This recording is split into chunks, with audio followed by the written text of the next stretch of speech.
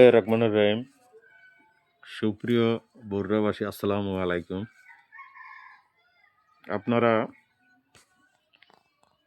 1 আগস্টের পট পরিবর্তনের পর সবার মুখে একটা কথা আমরা বারবার শুনতাম যে বগুড়া উপজেলা আওয়ামী লীগ তার অঙ্গ সংগঠনের নেতাকর্মীরা বাংলাদেশের অন্যান্য থানার চেয়ে অনেক ভালো আছে।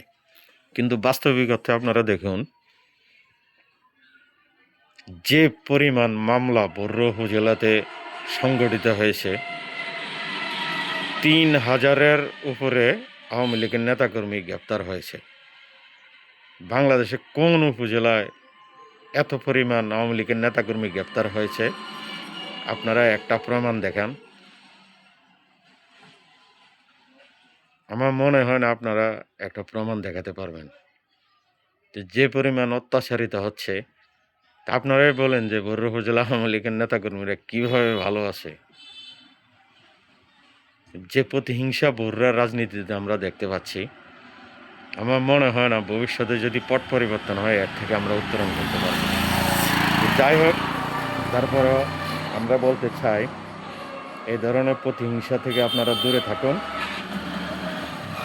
আর হয়রানি করবেন না আওয়ামী লীগের নেতাকর্মীদেরকে। আপনাদের প্রতি অনুরোধ।